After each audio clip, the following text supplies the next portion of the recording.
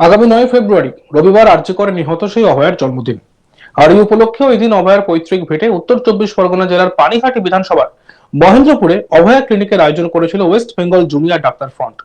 স্থানীয় উন্নয়ন সমিতির মাঠে সকাল 10টা থেকে 1টা পর্যন্ত ওই অভয়া ক্লিনিক হবার কথা ছিল।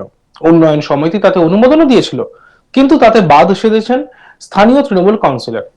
আর তা নিয়েই ক্ষোভে ফেটে পড়লেন অভয়ের বাবা মা। অভয়ের বাবা বলেন, আমার পুরনো পাড়া মহেন্দ্রনগর, যেখানে আমার মেয়ে বড় হয়েছে, সেখানে আমরা অভয়া ক্লিনিক করব বলে ঠিক করেছিলাম।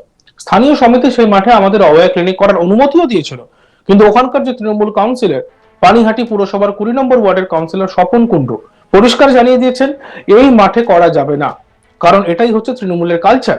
তৃণমূল আমাদের বিরোধিতা করছে, আবার সঞ্জয়ের চরম শাস্তির জন্য দৌড়াচ্ছে, এটাই তার উদাহরণ। কি বলেছেন অভয়ের বাবা, শুনবো। আমার পুরোনো পাড়া যেখানে আমার মেয়ে বড় হয়েছে, সেই পাড়ায় আমরা অভয়া ক্লিনিক করবো বলে ঠিক করেছিলাম। কিন্তু সেখানকার যে মাঠে ঘর কথা ছিল, সমিতি আমাদের অনুমোদন দিয়েছিল করার জন্য, কিন্তু ওখানকার যে তৃণমূলের কমিশনার, তিনি বলেছেন না, এই মাঠে করা যাবে না। তৃণমূল কমিশনার কি? 20 নম্বর ওয়ার্ডের কমিশনার, আপনার 20 নম্বর ওয়ার্ডের কমিশনার। কেন কেন কেন এটা তৃণমূলের কালচার আর কি, এটাই আমি মনে করি। তৃণমূল যে আমাদের বিরোধিতা করছে আর এদিকে সঞ্জয় ফাঁসির জন্য দৌড়াচ্ছে, এটা তারা একটা প্রকৃষ্ট উদাহরণ। মানে আপনারা ওখানে কি চেয়েছিলেন? অভয়া ক্লিনিক করার জন্য আমরা তো সঞ্জয় চাইনি 1 নম্বর, কারণ আমরা বাকি যারা আছে সবাই সামনে এসে সবার দোষ আমরা এটাই প্রথম থেকে চাইছি, এবং শেষ পর্যন্ত আমরা ওই জায়গায় অনড় আছি। সেইটা আপনারা যে ছিলেন না, এদিকে রাজ্য ছিল, তাই নিয়ে হাইকোর্টের দ্বারস্থ হয়েছিল, সেই মামলা ফিরিয়ে দিল হাইকোর্ট। হাইকোর্ট যেটা বললাম, বিচারপতি যারা যেটা ভালো মনে করেছেন সেটাই করেছেন। সিবিআইয়ের উপরে রেখেছেন না, হাইকোর্ট এই করেছেন। শুনুন, এইটা নিয়ে আমাদের সত্যি কথা বলতে এটা নিয়ে মাথা ব্যথা নেই। আমাদের মেইন তদন্ত যেটা, সেই তদন্ত ভালো করে বাকি যাদের সামনে এনে তদন্তের আওতায় এনে বিচারের আওতায় এনে সবাইকে শাস্তি দিই, এটাই আমাদের দাবি। সুপ্রিম কোর্ট তো আবার রায় পিছালো। সুপ্রিম কোর্টের নিয়ে আমরা সমস্যাটা আছি, যেটার জন্য হাইকোর্ট শুনতে পাচ্ছে না আমাদের মামলাটা। এরপরে আমাদের মনে হচ্ছে এই সমস্ত পিটিশন সুপ্রিম কোর্টে নিয়ে ফেলতে হবে, এবং সমস্ত বিষয়গুলোকে বলতে হবে যে আপনাদের কাছ থেকেই আমাদের উত্তর দেবে। পুনরায় তার মানে আবার সুপ্রিম কোর্টে? হ্যাঁ, সুপ্রিম কোর্টেই আবার আপিল করতে হবে আমাদের বিষয়টা নিয়ে। কেন? কারণ যেহেতু 17 তারিখে উনি শুনবেন না বলছেন, কিন্তু 17 তারিখ অনেক দেরি হয়ে যাবে, ততদিন যেটুকু তথ্য প্রমাণ আছে আমি মনে করছি সেগুলো হয়তো নষ্ট হবে। একটা কথা তো আছে, জাস্টিস যত দেরি করে হবে তত জাস্টিস পেতে আরো কষ্ট হবে। অভয়ের মা বলেন, আমাদের জীবনে আর কোনোদিনও খুশি আসবে না। 9 আগস্ট আমরা আমাদের মেয়েকে হারিয়েছি, তেমনি 9 ফেব্রুয়ারি আমার মেয়ের জন্মদিন। সেদিন আমরা সমস্ত সুখ বলে বেঁচে না পাওয়ার 6 মাসের রাস্তাতেই থাকবো। যারা আমার মেয়েকে ঘরের মেয়ে মনে করেছিলেন, সমস্ত বিশ্ববাসীকে বলবো তারাও যেন রাস্তায় থাকেন, নেমে প্রতিবাদ করে, সমস্ত জায়গায় মোমবাতি জ্বলুক। মা আরো জানান, আমার মেয়ে জন্মদিনে কোনো দিনই সে বাড়িতে থাকতো না। জন্মদিনেও সে রোগী দেখতে ভালোবাসতো, ছুটি থাকলেও নিজের চেম্বারে যেত। যেহেতু আমার মেয়ে পরিষেবা দিতে ভালোবাসতো, তাই তার জন্মদিনে তার নামেই ক্লিনিক করা হবে বলে ঠিক করা হয়েছিল। কি বলেছেন অভয়ের মা, শুনে নি।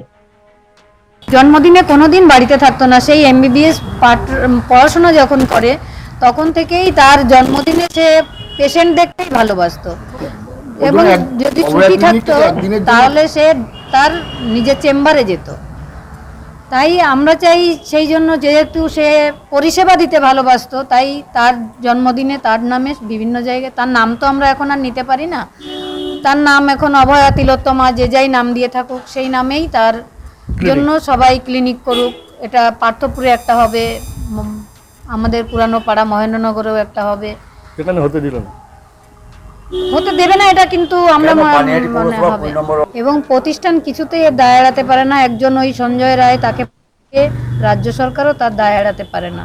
আসলে এখনো আমরা মনে করি তদন্ত প্রক্রিয়াই বাকি। সমস্ত তদন্ত প্রক্রিয়া হোক, অপরাধীরা সবাই সামনে আসুক, এবং সবাই কঠোর থেকে কঠোরতম শাস্তি আমরা দাবি করব। এটা তো প্রথম দিন থেকেই আমরা সেই 9 আগস্ট যে অন্ধকারে ছিলাম, আজও সেই অন্ধকারে। কেন আমার মেয়েকে হলো তার কাজের জায়গায়, তার পড়াশোনার জায়গায়, এটা তো আজও আমরা সেই অন্ধকারেই রয়েছি।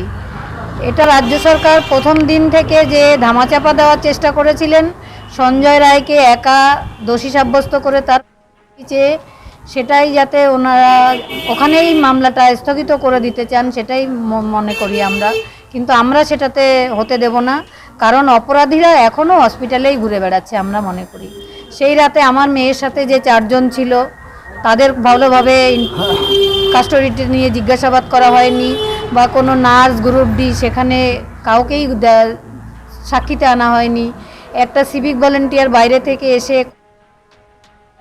হসপিটালের কেউ জানলো না। এটা আমি সেই 9 তারিখেও যেমন বিশ্বাস করিনি, আজও তেমনি বিশ্বাস করি না। আমরা এতে খুশি, আর জীবনে আমাদের কিছুই আসবে না। আজ যেমন 9 আগস্ট আমার মেয়েকে হারিয়েছি, তেমনি 9 ফেব্রুয়ারি আমার মেয়ের জন্মদিন। সেদিন আমরা সমস্ত শোক ভুলে তার বিচার না পাওয়া 6 মাসে রাস্তাতেই থাকব, এবং সমস্ত জনসাধারণ যারা আমার মেয়েকে দেশের মেয়ে বা ঘরের মেয়ে মনে করেছিলেন, সমস্ত বিশ্বের নাগরিক, তাদেরও বলবো রাস্তায় থাকুন এবং প্রতিবাদে তার জন্মদিনে এটাই হোক তাদের উপহার যে তার মোমবাতি জ্বলুক সমস্ত রাজ্যে, বিভিন্ন হসপিটাল বা স্বাস্থ্য ভবন সমস্ত জায়গায়। যদিও স্থানীয় 20 নম্বর ওয়ার্ডের কাউন্সিলর স্বপন কুণ্ডু বলেন, আমার সম্পর্কে এটা একটা মিথ্যা প্রচার করা হচ্ছে, অভয়া ক্লিনিক হবে এরকম কোনো তথ্য আমার কাছে নেই, আমাকে কেউ জানায়নি। যদি অভয়ের বাবা মা আমার কাছে আবেদন নিয়ে আসে তবে আমার কোনো আপত্তি নেই, থাকার কথাও নয়। তারা কোনো ব্যাপারে অনুষ্ঠান করতে চায়, এটা তাদের ব্যাপার, আমি কেন বাধা দিতে যাব? কি বলেছেন তৃণমূল কাউন্সিলর স্বপন কুণ্ডু, শুনবো। এটা তারা কার কাছে চেয়েছিল এবং তাই এটা সম্পূর্ণ মিথ্যা। কারণ আমি আজকে আপনারা এখানে আসবার পর আমি জানতে পারলাম যে এইরকম একটা কর্মসূচি ওরা নিচ্ছে, কিন্তু আদৌ আমি জানি না, এইটা এইমাত্র শুনতে পারলাম। এইগুলো সম্পূর্ণ মিথ্যা এবং মিথ্যে প্রচার হচ্ছে আমার সম্বন্ধে। এখনো তো হাতে 2 দিন সময় আছে, যদি জানলেন এবার কি আপনি নিজে তারা যদি আসে অবশ্যই করুক, তাতে আমার আপত্তি কোথায়? আমি কেন আপত্তি করতে যাব? উন্নয়ন সমিতির পক্ষ থেকে নাকি অনুমতি দিয়েছিল, পরবর্তী ক্ষেত্রে আপনি নাকি বাধা দিয়েছেন। সম্পূর্ণ বাজে কথা, আমি এইমাত্র আপনাদের কাছে শুনতে পারলাম। আদৌ এই সম্বন্ধে কোথায় তারা অভয়ের নামে কিছু করবে সেরকম খবর আমার কাছে কিন্তু কিছু নেই, আমার কাছে কেউ আসেও নি, আমি কোনো কিছুই জানি না। অভয়ের সম্বন্ধে যদি তারা কিছু করতে চায় সেটা তাদের ব্যাপার, আমি কেন বাধা দিতে যাব? আর উন্নয়ন সমিতিটা আমার ব্যক্তিগত, উন্নয়ন সমিতি আমাকে বসতে দিয়েছে, আমি বলছি উন্নয়ন সমিতি পারমিশন দিলে আমি বিরোধিতা করবো, আর কি আমি কেন বিরোধিতা করতে যাব? আর আদৌ আমার কাছে কেউ আসেইনি, একদম পরিষ্কার ভাষায় আমি বলছি। তারা যদি করবে, আমার কি আছে, এটা তো আমার জায়গা নয়। এটা তারা কার কাছে চেয়েছিল এবং তাই এটা সম্পূর্ণ মিথ্যা। কারণ আমি আজকে আপনারা এখানে আসবার পর আমি জানতে পারলাম যে এইরকম একটা কর্মসূচি ওরা নিচ্ছে। দেখতে থাকুন আজ তাক বাংলা। ভিডিওসগুলি ভালো লাগলে লাইক করবেন, কমেন্টস করবেন, শেয়ার করবেন, চ্যানেলটিকে সাবস্ক্রাইব করতে ভুলবেন না।